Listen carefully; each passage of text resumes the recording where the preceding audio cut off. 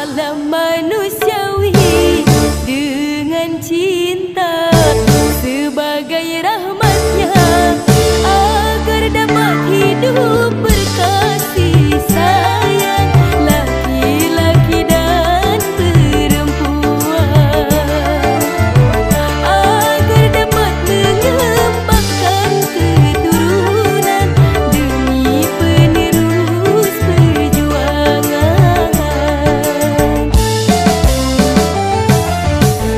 Begitulah Tuhan meletakkan nilai cinta dalam kesucian. Jadi janganlah kau menyalahgunakan sebagai pemuas nafsu setan, dan juga janganlah cinta kau jadikan alat pembuat kerusakan.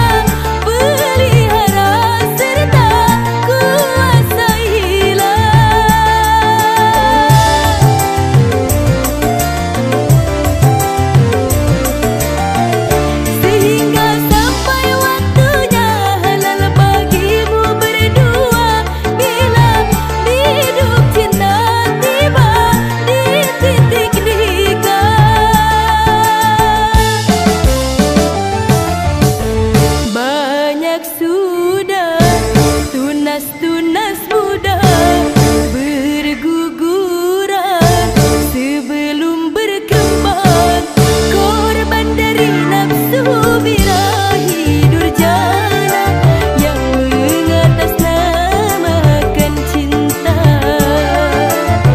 Janganlah kau menodai citra cinta yang memang suci dan mulia.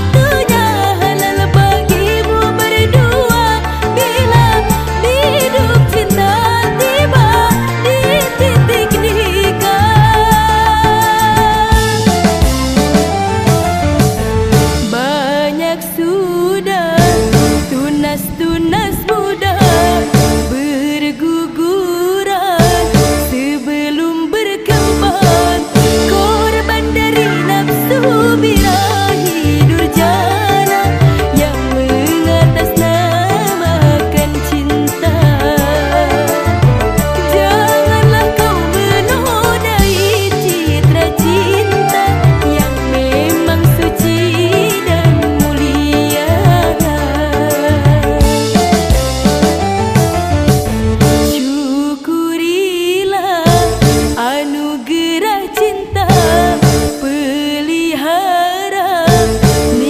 Citra cinta